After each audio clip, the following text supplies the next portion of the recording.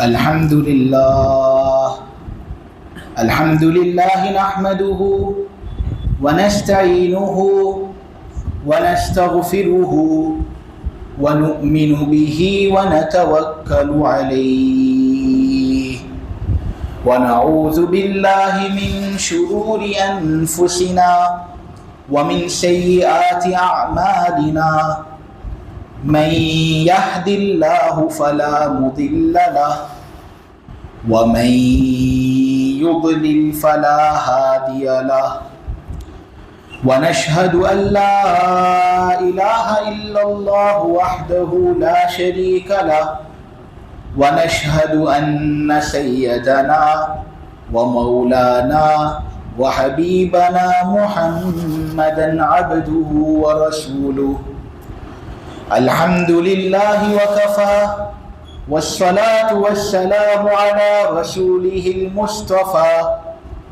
وعلى عباده الذين ارتضى ومن بهداهم اهتدى وبآثار أهل المدينة اكتفى أعوذ بالله من الشيطان الرجيم بسم الله الرحمن الرحيم إذا جاء نصر الله والفتح ورأيت الناس يدخلون في دين الله أفواجا فسبح بحمد ربك واستغفر إنه كان توابا. پناہ مانگتا ہوں میں اللہ کی مردود شیطان سے. شروع کرتا ہوں اللہ کے نام سے جو بڑا مہربان سب پر رحم کرتا ہے. جب اللہ کی مدد اور فتح آ جائے اور اے محمد تم لوگوں کو دیکھو کہ وہ اللہ کے دین میں فوج در فوج داخل ہو رہے ہیں تو پھر اپنے پروردگار کی تعریف کے ساتھ اس کی تسبیح بیان کرنے لگنا اور اللہ سے مغفرت طلب کرنا. یقیناً اللہ توبہ کو قبول کرنے والا ہے. سورہ نصر کی تفسیر شروع ہونے جا رہی ہے. سورہ نصر کے اندر 3 آیتیں ہیں. الفاظ اس سورت کے اندر 19 اور حروف اس سورت کے اندر 79 ہیں. 79. اللہ کا فضل ہے. چھوٹی صورتیں ہوتی ہیں لیکن پھر بھی اللہ تبارک و تعالیٰ اس پر خوب اجر دیتے ہیں. انشاءاللہ یہ چھوٹی سورت 3 آیت پر مشتمل ہے. آدمی پڑھے گا اس کے کھاتے کے اندر 790 اجر آ جائے گا. پھر جتنا زیادہ اخلاص اتنا زیادہ اجر اللہ دیتا ہے. یہ تو اللہ کا فضل ہے. ہم نے اس کی قدر نہیں کی لیکن کچھ لوگ ابھی بھی اس امت کے اندر ایسے ہیں جو قدر کرنے والے ہیں. یہ سورہ نصر کی ایک خصوصی فضیلت یہ ہے کہ قرآن جیسے کہ نبی پاک صلی اللہ علیہ وسلم پر نازل ہوا یہ ایک ساتھ حضور پر نازل ہو گیا ہو ایسا نہیں ہوا. پہلے کوئی سورت نازل ہوتی پھر اس کے بعد کوئی سورت نازل ہوتی. اس طرح 23 سال کے عرصے کے اندر پورا قرآن نبی پاک صلی اللہ علیہ وسلم کے قلب اطہر پر نازل ہوا. میرے عزیزو قرآن کی جتنی بھی صورتیں ہیں ان میں سے سب سے آخر میں نازل ہونے والی مکمل صورت مسلم شریف کے اندر ہے کہ یہ سورہ نصر ہے. یعنی مکمل صورت جو سب سے آخر میں حضور پر نازل ہوئی نے یہ سورہ نصر. اس کے بعد چند آیتیں نازل ہوئی اور صورتوں کا کچھ حصہ حضور پر نازل ہوا لیکن مکمل طور پر جو صورتیں حضور پر نازل ہوتی تھی نا اس میں سے سب سے آخر میں نازل ہونے والی سورہ نصر. علامہ آلوسی نے روح المعانی کے اندر جو ان کی تفسیر کی کتاب ہے اس کے اندر انہوں نے یہ بات بحر المحیط کے حوالے سے بیان کی ہے کہ نبی پاک صلی اللہ علیہ وسلم سن ہجری 7 کے اندر خیبر کو فتح کرنے کے بعد مدینہ جا رہے تھے. راستے میں یہ سورت حضور پر نازل ہوئی. جبکہ بحر المحیط کے اندر عبداللہ ابن عمر کے حوالے سے یہ منقول ہے کہ حجۃ الوداع سن ہجری 10 کے اندر جب ہو رہا تھا تو جب نبی پاک صلی اللہ علیہ وسلم مینا کے اندر تھے تو ایام تشریق کے دوران یہ سورہ النصر نازل ہوئی. خیر یہ بات ہمیں معلوم ہوتی ہے کہ یہ سورت آخر میں نازل ہونے والی سورتوں میں سے ہے. عبداللہ ابن عمر تو یہ بیان کرتے ہیں کہ آخر میں یہ سورہ النصر نازل ہوئی. اس کے بعد پھر الیوم اکملت لکم دینکم واتممت علیکم نعمتی ورضیت لکم الاسلام دینا. جو حفاظ لوگ موجود ہیں ان کو معلوم ہے یہ آیت نازل ہوئی اس سورت کے ساتھ ساتھ. اس کے بعد نبی پاک صلی اللہ علیہ وسلم اس دنیا کے اندر 80 دن زندہ رہے اور اس کے بعد نبی پاک صلی اللہ علیہ وسلم اس دنیا سے پردہ فرما گئے. بخاری کے اندر ہے کہ پھر اس کے بعد یعنی سورہ النصر نازل ہوئی, پھر اس کے بعد الیوم اکملت لکم دینکم نازل ہوئی. پھر اس کے بعد بخاری کے اندر ہے کہ نبی پاک صلی اللہ علیہ وسلم کی عمر کے اندر جب 35 ڈیز باقی تھے تب نبی پاک صلی اللہ علیہ وسلم پر چند آیتیں اور نازل ہوئی. اس کے بعد سورہ بقرہ کی یہ آیت وَاتَّقُوا يَوْمًا تُرْجَعُونَ فِيهِ إِلَى اللَّهِ ثُمَّ تُوَفَّى كُلُّ نَفْسٍ مَا كَسَبَتْ وَهُمْ لَا يُظْلَمُونَ. قرآن کی جو سب سے بڑی آیت ہے نا اس سے پہلے کی آیت ہے. یہ قرآن کی سب سے آخری آیت ہے جو حضور پر نازل ہوئی. اس کے بعد حضور پاک صلی اللہ علیہ وسلم 21 دن زندہ رہے اور مقاتل کے قول کے مطابق 7 دن زندہ رہے اور پھر نبی پاک صلی اللہ علیہ وسلم دنیا سے پردہ فرما گئے. خیر مجھے تو آپ کے سامنے یہ بات بیان کرنی تھی کہ نبی پاک صلی اللہ علیہ وسلم کو دنیا کے اندر جب 80 دن اور رہنا تھا تب یہ سورہ النصر نازل ہوئی. اس وجہ سے مکمل طور پر سب سے آخر میں نازل ہونے والی سورت تو یہ سورہ النصر ہے. اس سورت کو سورہ نصر بھی کہتے ہیں اور اس سورت کو سورہ تودیع بھی کہتے ہیں. آدمی کہتا ہے الوداع الوداع تو تودیع سے ہی ہے الوداع کا لفظ. تودیع کہتے ہیں رخصت کرنے والی سورت, چونکہ اس سورت کے اندر نبی پاک صلی اللہ علیہ وسلم کا دنیا سے پردہ فرما لینے کی طرف اشارہ ملتا ہے اور اس میں یہ اشارہ ملتا ہے کہ اب حضور بہت زیادہ دنیا کے اندر رہنے والے نہیں. اس وجہ سے اس سورت کا نام سورہ تودیع بھی مفسرین نے بیان کیا ہے. مجمع البیان کے اندر ہے کہ نبی پاک صلی اللہ علیہ وسلم پر جب یہ سورت نازل ہوئی تو ساتھ ساتھ رہنے والے حضرت ابو بکر بھی تھے, حضرت عمر بھی تھے, حضرت سعد بھی تھے اور حضور پاک صلی اللہ علیہ وسلم کے لاڈلے چچا حضرت عباس بھی تھے. حضور نے یہ سورت سنائی اور وہ لوگ تو عرب لوگ تھے, ان لوگ کو تو ترجمہ معلوم تھا. تو جب حضور نے یہ بات کہی نا کہ جب اللہ کی مدد آ جائے اور فتح آ جائے تو جتنے بھی صحابہ حضور کے ارد گرد موجود تھے, حضرت ابو بکر, حضرت عمر, حضرت سعد, سب خوشیاں منانے لگے کہ او ہو فتح ہونے والی ہے, اب آسانی ہمارے لیے پیدا ہوگی, اب مسلمانوں کے غلبے کا وقت آ گیا. تو سب خوشیاں منا رہے تھے, لیکن حضور پاک صلی اللہ علیہ وسلم کے پیارے چچا حضرت عباس ایک جگہ رہ کر بالکل بل بلا کر رو رہے تھے. اب سب خوشیاں منا رہے ہیں اور حضور پاک صلی اللہ علیہ وسلم کے چچا بلک بلک کر رو رہے ہیں, ہچکیاں مار مار کر رو رہے ہیں. نبی پاک صلی اللہ علیہ وسلم نے پوچھا, اے میرے پیارے چچا آپ کیوں رو رہے ہو؟ حضرت عباس نے کہا, حضور یہ ایک ایسی چیز ہے جو اللہ جانتا ہے, آپ جانتے ہو, میں جانتا ہوں, ان لوگوں کو نہیں معلوم. اس کے اندر یہ بات تو ہے کہ فتح آنے والی ہے, لیکن اس کے اندر یہ بات چھپی ہوئی ہے کہ آپ کا انتقال قریب ہے. حضور آپ تو ہماری جان ہو, آپ کا انتقال ہو جائے گا تو ہم کس طرح زندگی گزاریں گے؟ نبی پاک صلی اللہ علیہ وسلم نے مسکرا کر کہا, اے عباس تیری بات بالکل سچی ہے.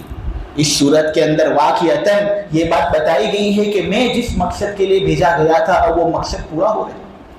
مجھے جو کام کرنا تھا وہ کام پورا ہو گیا. جب کام پورا ہو گیا تو اب اللہ تبارک و تعالیٰ مجھے اس کے پاس بلا لے گا. خود حضرت عمر رضی اللہ تعالیٰ عنہ کے دور خلافت کے اندر حضرت عبداللہ ابن عباس کو حضرت عمر نے بلایا تھا اور کہا تھا کہ ابن عباس اس صورت سے کیا مطلب تم سمجھے ہو؟ اس لیے کہ اس صورت کے اندر تو خوشی ہی خوشی ہے. یہ بات بتائی گئی ہے کہ اللہ کی مدد آنے والی ہے، فتح آنے والی ہے۔ اے ابن عباس تو کیا سمجھا اس صورت سے؟ حضرت عبداللہ ابن عباس نے کہا مجھے تو یہ بات سمجھ میں آتی ہے کہ اس صورت پکار کر کہہ رہی ہے اشاروں کے اندر کہ حضور کا انتقال کریں گے۔ اسی وجہ سے اس صورت کا نام سورہ تودی رکھا گیا ہے، یعنی یہ وہ صورت ہے جو الوداع کرنے والی ہے، رخصت کرنے والی ہے نبی پاک صلی اللہ علیہ وسلم کو۔ اس صورت کے اندر پہلی آیت پر اگر نظر ڈالیں تو اس کے اندر یہ بات ہے کہ جب اللہ کی مدد آ جائے اور فتح آ جائے، فتح سے کون سی فتح مراد ہے؟ کوئی جنگ ہو رہی ہو، اس جنگ کے دوران کوئی ایک لشکر دوسرے لشکر پر غالب آ جائے، اس کو کہتے ہیں فتح۔ یہاں پر یہ مراد ہے کہ ایک زمانہ ایسا آنے والا ہے کہ مسلمان ابھی تو دبے ہوئے ہیں، لیکن ایک زمانہ ضرور ایسا آئے گا کہ مسلمانوں کو فتح اور غلبہ حاصل ہوگا، مشرکین اور کفار پر ان کو باقاعدہ غلبہ حاصل ہوگا۔ اس سے مراد فتح مکہ ہے جو سن ہجری 8 کے اندر ہوا۔ کچھ پس منظر بیان کر دوں اس فتح کے بارے میں، وہ یہ ہے کہ نبی پاک صلی اللہ علیہ وسلم کو نبوت 40 سال کی عمر میں ملی۔ حضور پاک صلی اللہ علیہ وسلم پر کچھ دیر بعد سورہ شعراء کی آیت نازل ہوتی ہے، وَأَنذِرْ عَشِيرَتَكَ الْأَقْرَبِينَ، اے نبی اب آپ کے جو قریبی خاندان والے لوگ ہیں ان کو ذرا خبردار کرو اور اللہ کے دین کی طرف ان کو بلاؤ۔ نبی پاک صلی اللہ علیہ وسلم پہاڑ پر چڑھتے ہیں، خاندان والوں کو بلاتے ہیں کہ آؤ دین کی طرف، میری بات کو تم سچ جانتے ہو، سچ مانتے ہو، سچ خیال کرتے ہو، میں بالکل جھوٹا آدمی نہیں، تم لوگوں نے 40 سال تک مجھے دیکھا ہے، تمہارے گود کے اندر پلا ہوا ہوں، میری زبان سے جھوٹ نکلتا نہیں، اس لیے تم میری بات مان لو اور اسلام قبول کر لو۔ یہ بتوں اور مورتیوں کے سامنے سجدہ کرنا، مورتیوں کو پوجنا، یہ دین اسلام اس بات کو بالکل بھی قبول نہیں کرتے۔ بہت سے لوگ ایمان لائے، لیکن ایک کثیر تعداد بلکہ بہت زیادہ تعداد کے اندر لوگ ایسے تھے جو اسلام سے منحرف ہو رہے تھے اور اسلام کو قبول کرتے نہیں تھے، اور قبول نہ کرنا یہ نہیں فقط بلکہ ظلم بھی کرتے تھے، جیسے کہ ظلم کے کچھ قصے میں ماں قبل میں بیان کر چکا ہوں۔ حضرت بلال پر کیا ظلم کیا، حضرت عمار ابن یاسر پر کیا ظلم کیا، حضرت سمیہ پر کیا ظلم کیا، حضرت عبداللہ پر کیا ظلم کیا، حضرت خباب پر کیا ظلم کیا۔ حضرت خباب کو تو انگارے پر لٹاتے تھے یہ لوگ، اور وہ انگارہ جلتا رہتا تھا اور ان کی پیٹھ کو اس طرح سلگاتا رہتا تھا، کوئی چیز اس کو بجھاتی نہیں تھی۔ اگر کوئی چیز اس انگارے کو بجھاتی تو وہ خود حضرت خباب کی پگھلی ہوئی چربی اس انگارے کو بجھاتی۔ حضرت خباب پر یہ ظلم ہوتا۔ خیر، نبی پاک صلی اللہ علیہ وسلم نے مکہ کے اندر 10 سال تک تقریباً مشقتیں والی زندگی گزاری۔ پھر جب نبی پاک صلی اللہ علیہ وسلم کی نبوت کو 11 سال ہو گئے تھے تو مدینے سے کچھ لوگ آتے ہیں، قبیلے خزرج کے لوگ، 6 لوگ ہوتے ہیں وہ، اور وہ نبی پاک صلی اللہ علیہ وسلم کی دعوت کو سپورٹ کرتے ہیں، حضور پر ایمان لاتے ہیں۔ نبی پاک صلی اللہ علیہ وسلم کہتے ہیں کہ تم جاؤ، آئندہ سال واپس آنا اور لوگوں کو لے کر آنا تاکہ اور لوگ اسلام سے مانوس ہوں۔ آئندہ سال یعنی سن 12 کے اندر یہ لوگ واپس آتے ہیں، اور اس مرتبہ ان کی تعداد 12 ہوتی ہے۔ اس میں سے 5 لوگ تو جو پہلے آئے تھے وہی تھے، اور 7 نئے لوگ تھے، انہوں نے بھی اسلام قبول کیا۔ پھر انہوں نے کہا کہ اے اللہ کے نبی، ہم تو آپ کو مانتے ہیں، لیکن ایک کثیر تعداد مدینے کے اندر ایسے لوگوں کی ہے جن کو اسلام ابھی تک پہنچا نہیں، ان کو آپ ماہر لوگ اور ماہر قسم کے جو عالم ہیں ان کو ہمارے ساتھ بھیجو تاکہ وہ آ کر ہمارے علاقے کے اندر کام کریں، لوگوں کو دین سکھائیں۔ چنانچہ نبی پاک صلی اللہ علیہ وسلم نے اپنے خاص شاگرد مصعب ابن عمیر اور دوسرے خاص شاگرد حضرت عبداللہ ابن مکتوم کو مدینہ بھیجا۔ ان لوگوں نے خوب دعوت کی، اور سن 13 کے اندر مدینے سے ایک بڑا قافلہ آتا ہے، 75 لوگ 75 لوگ مدینے سے آتے ہیں اور اسلام قبول کرتے ہیں، جس میں سے 73 تو مرد ہوتے ہیں اور 2 عورتیں ہوتی ہیں۔ سب اسلام قبول کرتے ہیں، اور پھر نبی پاک صلی اللہ علیہ وسلم سے پیشکش رکھتے ہیں کہ اے نبی، اتنے سب لوگ اب آپ پر ایمان لاتے ہیں، آپ مکہ کے اندر مت رہو، ہجرت کر لو اور مائیگریٹ کر لو، مکہ کو چھوڑ دو، مدینہ کے اندر آ جاؤ، ہم آپ کی مدد کریں گے۔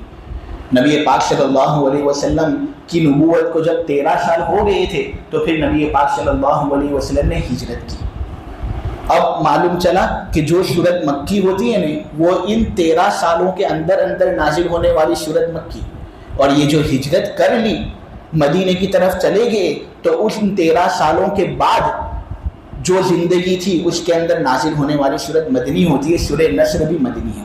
خیر، نبی پاک صلی اللہ علیہ وسلم نے ہجرت کی، لیکن اب حضور جا رہے ہیں، ایمان والے جا رہے ہیں، لیکن قریش اور نبی پاک صلی اللہ علیہ وسلم کا جو کفر کرنے والا خاندان تھا اس کو یہ بات بھاتی نہیں تھی، ان کو یہ بات پسند نہیں تھی، ان کو حسد ہوا، بغض ہوا، تو ان لوگوں نے نبی پاک صلی اللہ علیہ وسلم پر حملہ کیا۔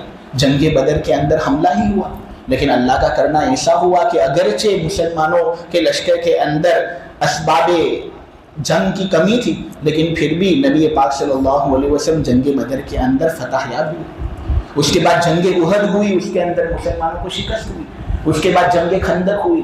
خیر، جنگ خندق جب ہو گئی تو سن ہجری 6 کے اندر نبی پاک صلی اللہ علیہ وسلم نے ایک خواب دیکھا۔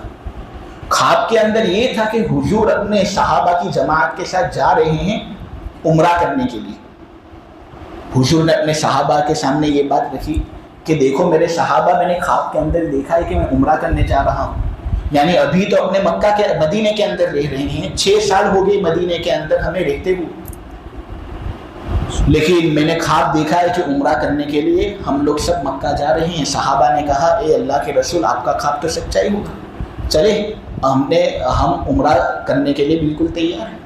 حضور پاک صلی اللہ علیہ وسلم اپنے 1,500 صحابہ کے ساتھ جاتے ہیں عمرہ کرنے کے لیے مکہ، لیکن مکہ والے اپنی اکڑ کے اندر تھے کہ یہ آدمی اس کا وطن چھوڑ کر جاتا ہے، اتنے سب لوگوں کو ہم سے الگ کر کے جاتا ہے، اب اس کا جی چاہا تو مکے کے اندر واپس آ رہا ہے، ہم لوگ اس کو عمرہ کرنے دیں گے نہیں۔ اس لیے انہوں نے جگہ روک لی اور نبی پاک صلی اللہ علیہ وسلم کو عمرہ کی اجازت نہیں دی۔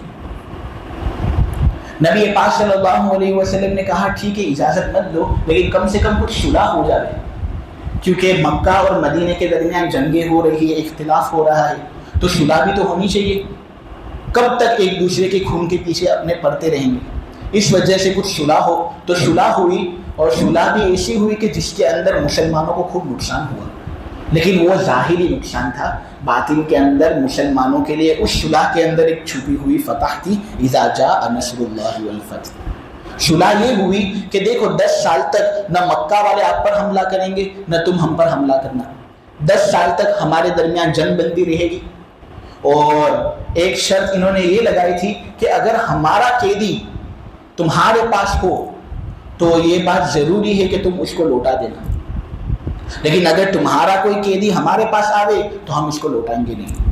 یہ تو بالکل غداری والی شرط ہے، اور اس شرط کے اندر تو بالکل غلط ہی غلط ہے، کیونکہ شرط کے اندر تساوی تو اس وقت ہوتی کہ جب ہمارا قیدی آپ کے پاس آتا تو آپ اس کو واپس کر دیں، اور تمہارا قیدی اگر ہمارے پاس آتا تو ہم بھی اس کو واپس کر دیں گے، لیکن یہ لوگ تو بالکل دبا رہے تھے نبی پاک صلی اللہ علیہ وسلم کو، آپ کے ساتھیوں کو، کہ ہمارا قیدی تمہارے پاس جائے گا تو تمہارے لیے ضروری ہے کہ اس کو واپس کرنا، تمہارا قیدی ہمارے پاس آ گیا تو ہم اس کو واپس نہیں کریں گے۔ نبی پاک صلی اللہ علیہ وسلم نے کہا ٹھیک ہے، لیکن جنگ بندی تو ہوگی نا، اور یہ بات یاد رکھنا کہ اب میں اسلام جزیرۃ العرب کے اندر پھیلا سکتا ہوں، تمہاری طرف سے اگر کوئی بھی روک ہوگی تو پھر اس کی اجازت نہیں۔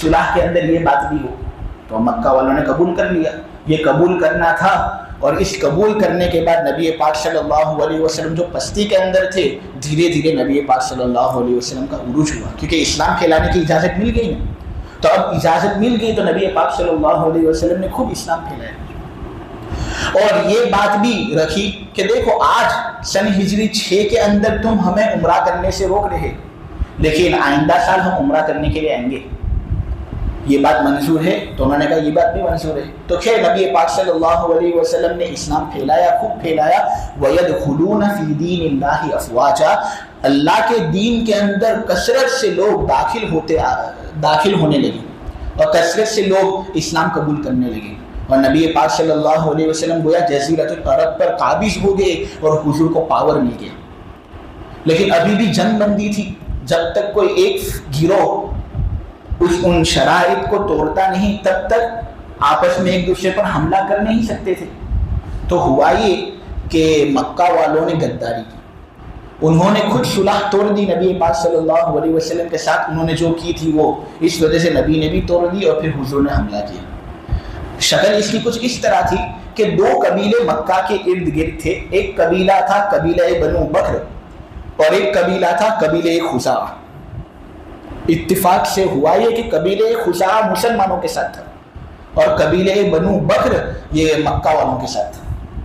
اب ہوا یہ کہ قبیلہ بنو بکر اور قبیلہ خزاعہ کے درمیان لڑائیاں ہوتی رہتی تھی, خوب جنگیں ہوتی. تو جب انہوں نے دیکھا کہ مکہ والے اور نبی پاک صلی اللہ علیہ وسلم نے صلح کر لی, تو اس صلح کو دیکھنے کے باوجود بھی ان لوگوں کی جو آگ تھی لڑائی جھگڑا کرنے کی وہ مٹ نہ سکی. تو ان لوگوں نے ایک دوسرے پر حملہ کیا.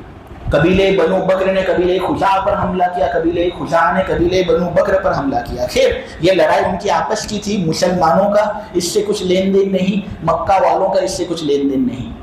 لیکن مکہ والوں نے کیا ایسا کہ چونکہ قبیلہ بنو بکر ان کا حلیف تھا اور یہ ان کو سپورٹ کرتے تھے, اس لیے خفیہ طور پر نبی پاک صلی اللہ علیہ وسلم کو پتہ چلے اس کے بغیر ان لوگوں نے قبیلہ بنو بکر کی مدد کر لی, جس کی وجہ سے قبیلہ بنو بکر قبیلہ خزاعہ پر غالب آ گئے. قبیلہ خزاعہ کو پتہ چلا کہ مکہ والوں نے خفیہ طور پر مدد کی, تو یہ لوگ مدینہ چلے گئے کیونکہ ان کا تعلق حضور سے تھا. انہوں نے شکایت کی کہ دیکھو مکہ والوں نے شرط کی رعایت نہیں کی, انہوں نے شرط توڑی ہے. نبی پاک صلی اللہ علیہ وسلم نے کہا انہوں نے شرط توڑ لی, اب صلح ختم. حضور نے فوراً خط بھیجا اور کہا کہ دیکھو جتنے لوگوں کو تم نے مارا ہے اس کے بدلے میں ہمیں پیسہ دو. پیسہ دینا نہیں چاہتے تو جن لوگوں نے حملہ کیا ہے یعنی قبیلہ بنو بکر ان کے ساتھ تمہارا تعلق ختم کر دو. وہ بھی ختم نہیں کرنا تو ہمارے درمیان جو جنگ بندی کی صلح ہے نا اب اس کو توڑ دو. ان لوگوں نے کہا جاؤ جاؤ, ہم نے توڑ دی, صلح توڑ دی. بہت عقل تھی نا. اب نبی پاک صلی اللہ علیہ وسلم کو جب یہ بات معلوم چلی کہ ان لوگوں نے صلح توڑ لی تو حضور کو چانس اور موقع مل گیا اب مکہ پر حملہ کرنے کا. حضور نے 10,000 کی فوج تیار کی اور اس طرح تیار کی کہ کسی کو بھی پتہ نہیں چلا کہ کس طرح حضور نے اس طرح تیار کیا, کیونکہ اگر معلوم کسی کو چلے گا کہ حضور نے اتنی بڑی فوج تیار کی تو مکہ والے بھی تیاری کریں گے. اور حضور کو اچانک کے اندر حملہ کرنا تھا کہ صبح کا وقت ہو, کوئی باہر نکلے اور پوری فوج دیکھ لے, اس طرح حضور کو حملہ کرنا تھا.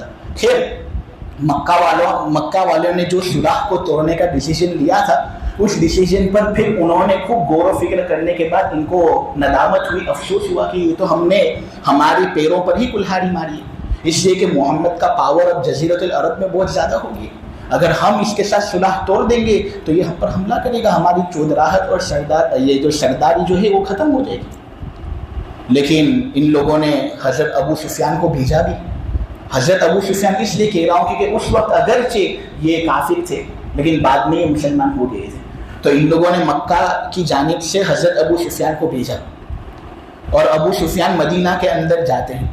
مدینہ کے اندر جاتے ہیں لیکن ان کی بات کو قبول نہیں کیا جاتا. حضور نے کہہ دیا ہے اور فیصلہ سنا دیا ہے کہ صلح تم لوگوں نے توڑی ہے. ہم نے تو کہا بھی کہ اگر تم واپس صلح کی تجدید کرنا چاہو تو کر لو, پیسے دے دو یا قبیلہ بنو بکر کے ساتھ اپنا تعلق الگ کر دو تاکہ ہم ان پر حملہ کر سکیں.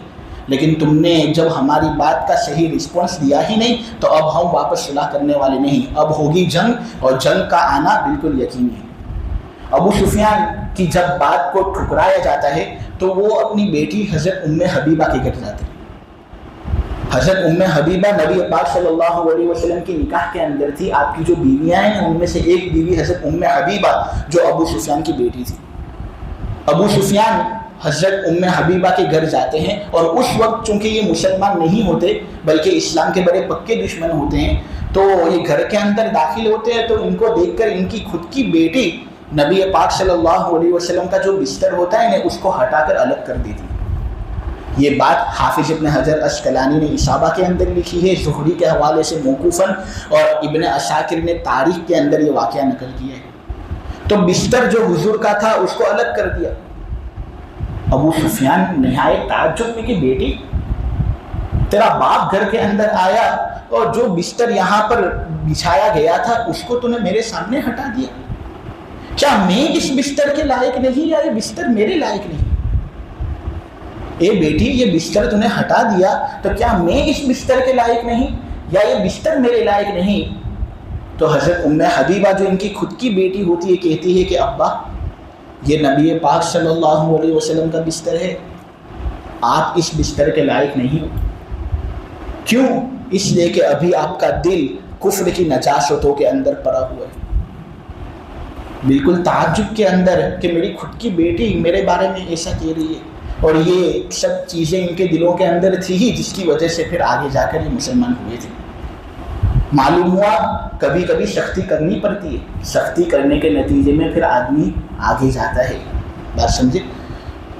تو ابو سفیان پھر لوٹ گئے اور کہا کہ بھائی بیڈ نیوز ہے, نبی پاک صلی اللہ علیہ وسلم نے بات مانی نہیں. تو یہ لوگ ڈر ہی رہے تھے کہ اب حضور کسی بھی دن اور کسی بھی وقت کے اندر حملہ کر سکتے ہیں. اچانک نبی پاک صلی اللہ علیہ وسلم نے پھر 10,000 کا لشکر تیار کر کے مدینے پر مکہ پر حملہ کیا.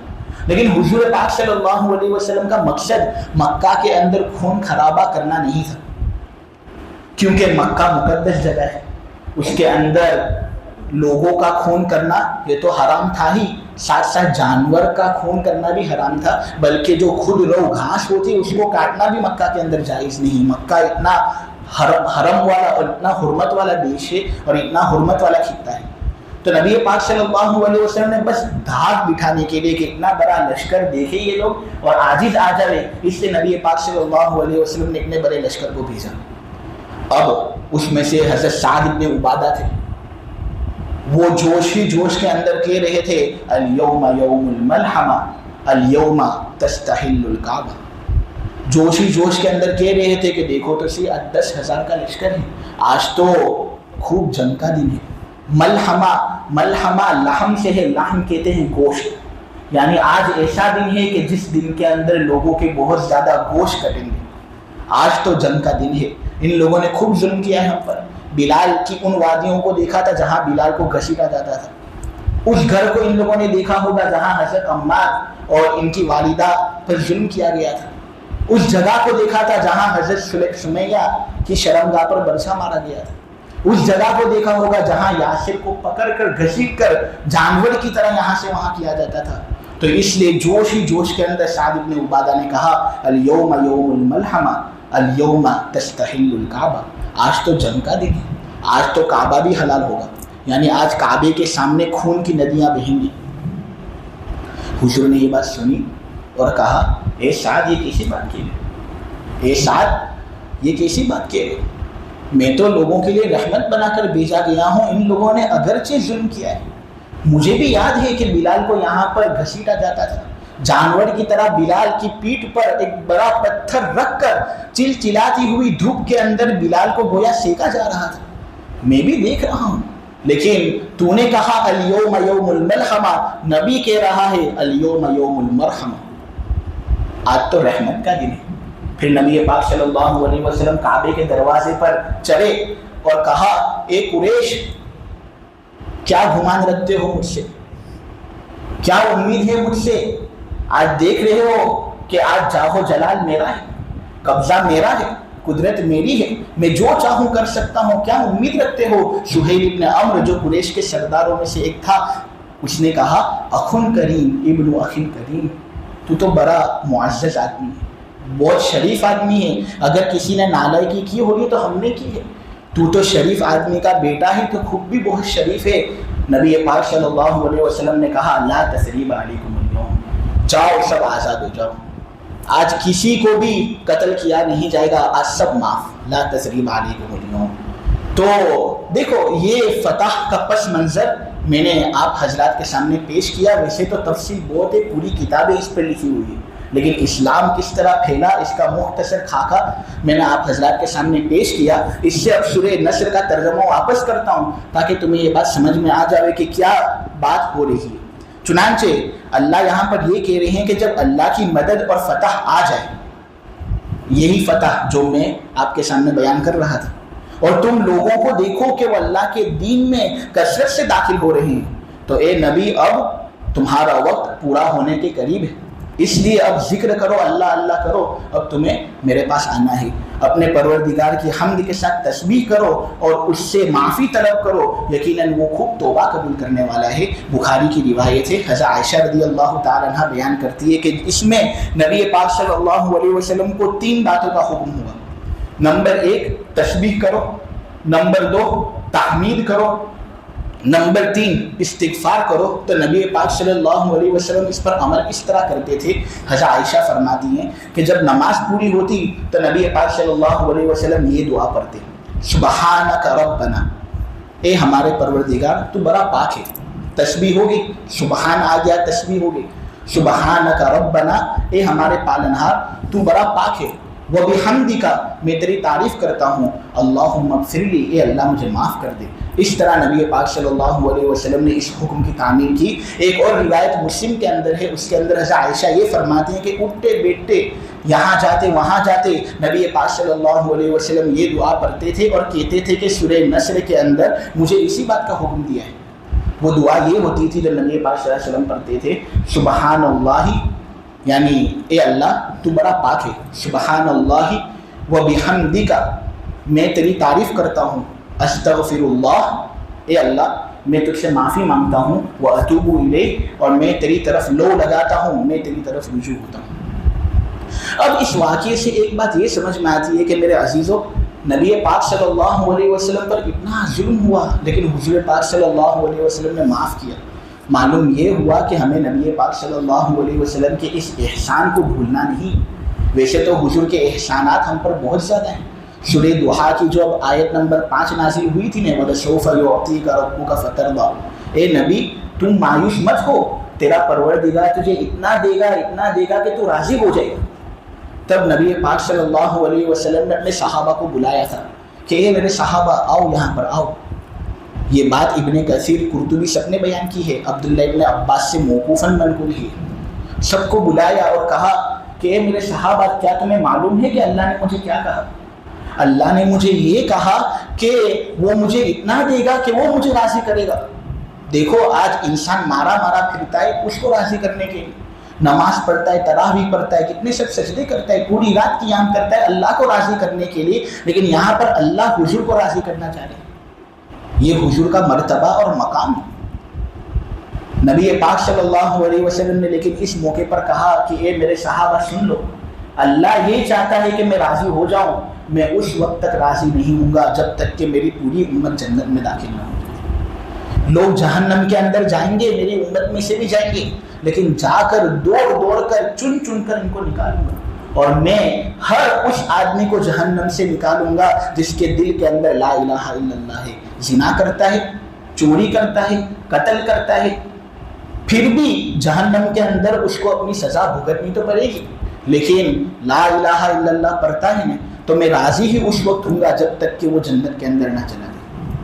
یہ نبی پاک صلی اللہ علیہ وسلم کا احسان ترمذی کے اندر ہے کہ کل قیامت کے دن 180 صفحے 120 صفحے ہوں گی، اس میں سے 80 صفحے نبی پاک صلی اللہ علیہ وسلم کی امت کی ہوگی۔ یہ حضور کا احسان، اخلاق بھی کیسے اعلیٰ۔ حضرت انس رضی اللہ تعالیٰ عنہ فرماتے ہیں کہ 10 سال تک ان کی خدمت کی میں نے، 1 مہینہ 2 مہینہ 1 سال 2 سال نہیں۔ لوگ آج کل کے خادم ایسے ہوتے ہیں کہ خدمت کرتے تو ہیں لیکن پھر تنگ آ جاتے ہیں کہ یہ بہت حیران کرتے، پریشان کرتے۔ نبی پاک صلی اللہ علیہ وسلم کی خدمت حضرت انس نے 10 سال تک کی۔ حضرت انس کہتے ہیں اللہ کی قسم کھاتا ہوں ایک بھی مرتبہ انہوں نے اف اپنی زبان سے نکالا نہیں۔ میں نے بہت سی غلطیاں کی، میں بچہ تھا، لڑکا تھا، حضور کہتے تھے یہ کرو، میں کچھ اور کر کے آتا تھا، لیکن کبھی بھی حضور مجھ پر غصے نہیں ہوئے، ڈانٹے نہیں۔ حضرت حسان ابن ثابت کا شعر اب بالکل صحیح سمجھ میں آتا ہے نا، وَأَحْسَنَ مِنْكَ لَمْ تَرَ قَطُّ عَيْنِي وَأَجْمَلَ مِنْكَ لَمْ تَلِدِ النِّسَاءُ خُلِقْتَ مُبَرَّأً مِنْ كُلِّ عَيْبٍ كَأَنَّكَ قَدْ خُلِقْتَ كَمَا تَشَاءُ وَأَحْسَنَ مِنْكَ لَمْ تَرَ قَطُّ عَيْنِي، اے نبی میری آنکھوں نے آپ سے زیادہ خوبصورت کسی کو دیکھا نہیں۔ اے نبی کسی عورت نے آپ سے خوبصورت کسی بچے کو جنا نہیں۔ ایسا لگ رہا ہے کہ آپ تو ہر عیب سے، ہر نقص سے پاک ہو۔ مجھے تو ایسا لگتا ہے کہ آپ کو اللہ نے اسی طرح پیدا کیا جس طرح آپ نے چاہا۔ جس طرح آپ نے چاہا اللہ نے آپ کو اس طرح پیدا کیا صلی اللہ علیہ وسلم. اللہ تبارک و تعالی کہنے کو قبول فرمائے, سننے کو قبول فرمائے, عمل کی توفیق عطا فرمائے. میرے عزیزو, سورہ نصر کی تفسیر ابھی بھی باقی ہے, کچھ اور چیزیں بیان کرنی ہیں, انشاءاللہ وہ کل بیان کریں گے. سبحانك اللهم وبحمدك وتبارك اسمك وتعالى جدك ولا إله غيرك. اللهم صل على سيدنا ومولانا محمد النبي الأمي وعلى آله وسلم تسليما. ربنا لا تؤاخذنا إن نسينا وأخطأنا. ربنا ولا تحمل علينا إسرا كما حملته على الذين من قبلنا. ربنا ولا تحملنا ما لا طاقة لنا به واعف عنا واغفر لنا وارحمنا أنت مولانا فانصرنا على القوم الكافرين. اے اللہ ہمارے گناہوں کو معاف فرما, مولا ہماری خطاؤں سے درگزر فرما. اے اللہ بے شک ہم نے بہت کوتاہیاں کی, غلطیاں کی ہیں. اے اللہ ہماری تمام کوتاہیوں کو معاف فرما. اے اللہ تو تو خوب معاف کرنے والا ہے. خود سورہ نصر کے اندر تو نے کہا انہ کان توابا, میرے بندو میں تو بہت معاف کرتا ہوں. اے اللہ ہمیں معاف کر دے. مولا کریم تو نے تو خود قرآن کے اندر کہا ہے کہ میرے بندو جنہوں نے خود اپنی جان پر ظلم کیا, میری رحمت سے کبھی نا امید مت ہونا. میں تو بندوں کو معاف کرتا ہوں, گناہوں کو معاف کرتا ہوں. اے اللہ میں تیری رحمت سے نا امید, اور ہم تیری رحمت سے نا امید نہیں ہوتے. اے اللہ تیری رحمت کے امیدوار بن کر تجھ سے مغفرت کی بھیک مانگتے ہیں. اے اللہ ہمیں معاف کر دے. اے اللہ کتنے اچھے نبی تھے جو تو نے ہم کو دیے مولا کریم, لیکن ہم نے ان کی تعلیمات پر عمل نہیں کیا. مولا کریم ہم نے بہت کوتاہیاں کی. اے اللہ ہمیں معاف فرما دے. کل قیامت کے دن ہماری رسوائی ہو مولا کریم, اس سے تو ہماری پوری حفاظت فرما, اور خصوصاً اے اللہ تو کون والے واقعے سے ہماری پوری حفاظت فرما. ہم نبی پاک صلی اللہ علیہ وسلم کے دربار میں حاضری دیں, اور نبی پاک صلی اللہ علیہ وسلم جنہوں نے ہم پر سب سے بڑا احسان کیا, جنہوں نے یہ شریعت ہمیں دی, وہ ہمیں دیکھ کر کہہ دیں کہ تو کون. اے اللہ اس سے ہماری پوری حفاظت فرما. مولا کریم واقعتاً حضور کا چہرہ ہمیں پسند نہیں تھا, حضور کا لباس ہمیں پسند نہیں تھا, حضور کے طور طریق ہمیں پسند نہیں تھے. اے اللہ اے اللہ اے اللہ ہمارے عمل سے یہی بات ظاہر ہو رہی تھی. اے اللہ تو ہمیں معاف کر دے. حضور کے طریق کو محبوب رکھنے والا ہمیں بنا دے. حضور کے افعال احوال کو محبوب رکھنے والا ہمیں بنا دے. حضور کے طرز حیات کو محبوب رکھنے والا ہمیں بنا دے. اے اللہ نبی پاک صلی اللہ علیہ وسلم کے مبارک ہاتھوں سے حوض کوثر کا جام نصیب فرما. نبی پاک صلی اللہ علیہ وسلم کا قرب اور رفاقت ہمیں نصیب فرما. اے اللہ نبی پاک صلی اللہ علیہ وسلم کے درجے کو تو خوب بلند فرما. نبی پاک صلی اللہ علیہ وسلم کی شفاعت کے اندر اے اللہ ہمارا حصہ تو لگا دے. مولا کریم کل نبی پاک صلی اللہ علیہ وسلم جن لوگوں کے لیے سفارش کریں ان میں تو ہمارا حصہ لگا دے. اے اللہ جنت کے اندر اعلیٰ سے اعلیٰ مرتبہ اور مقام سے نواز. جہنم سے اللہ ہماری پوری حفاظت فرما. مولا کریم جہنم کے اندر جو عذابات ہیں اے اللہ ان سے تو ہماری پوری حفاظت فرما. ہماری دین اور دنیا اے اللہ دونوں کو تو مولا کریم کامیابی سے نواز. اے اللہ ہماری دین اور دنیا کے اندر ناکامیابی ہو اس سے تو ہماری پوری حفاظت فرما. اے اللہ ہمیں تو عزت سے نواز, ذلت سے ہماری پوری حفاظت فرما. طاقت قوت سے نواز, بیماری کمزوری ذوق سے اے اللہ تو ہماری پوری حفاظت فرما. اے اللہ مبارک راتیں چل رہی ہے, رمضان کا آخری عشرہ ہے مولا کریم, اس کے اندر تو ہماری مغفرت فرما دے. اے اللہ اگر اس میں ہماری مغفرت نہ ہو سکی تو ہم سے بڑا محروم القسمت کوئی نہیں ہوگا. اے اللہ تو ہم پر رحم فرما, ہماری لاج رکھ لے. اے اللہ نبی پاک صلی اللہ علیہ وسلم کے صدقے توفیل میں تو ہماری تمام دعاؤں کو قبول فرما. اے اللہ ہماری مغفرت فرما, ہمارے والدین کی مغفرت فرما. اعزاء اور اقرباء, رشتہ دار, محسنین, مخلصین, محبین, جن لوگوں نے ہم سے دعاؤں کے لیے کہا, جو ہم سے دعاؤں کی امید رکھتے ہیں, یا جن لوگوں کے مولا کریم ہم پر حق ہیں, تمام کی مغفرت فرما کر اے اللہ سب کی جائز تمنائیں اور مرادوں کو پورا فرما. خصوصاً اس مجلس والوں کو مولا کریم اے اللہ اپنا وقت نکال کر بیٹھتے ہیں, اے اللہ تیرا قرب چاہتے ہیں, تیری رضا چاہتے ہیں. اے اللہ ان کی جھولیوں کو بھر دے. اے اللہ ان کی دین دنیا دونوں میں مولا کریم ان کو کامیابی سے نواز. اور اے اللہ تو اپنی رحمت سے ہمیں ڈھانپ کر اے اللہ تو ہم سے راضی ہو جا. ان کی ہر جائز تمنائیں اور مرادوں کو اے اللہ پورا فرما. مولا تمام گناہ جو ہم سے ہوئے تمام کو معاف فرما دے. اے اللہ جتنی بھی عبادتیں ہم سے ہوئی ہیں معمولی سی معمولی ہوں, تمام عبادتوں کو قبول فرما. فرما، اور اے اللہ تو ہم سے ناراض کبھی بھی مت ہونا، تیری ناراضگی میں کسی کا بھلا نہیں ہوا کہ ہمارا ہوگا۔ اے اللہ تو خوب ہم سے راضی ہو جا، عید سے پہلے اے اللہ ہم سے راضی ہو جا، عید سے پہلے ہم سے راضی ہو جا مولا کریم، اور عید کے دن مولا کریم جب تو تیرے تمام معزز بندوں کو انعام سے نوازے اس میں مولا کریم ہمارا بھی حصہ لگا دینا۔ اے اللہ ہمارے تفسیر کو قبول فرما، قرآن کا سچا پکا عاشق بنا دے، تمام اعمال کو قبول کر کے تو ہمارے لیے خیر کے فیصلے فرما۔ وصلی اللہ تعالی علی خیر خلقہ محمد وعلی آلہ وصحبہ اجمعین برحمتک یا ارحم الراحمین۔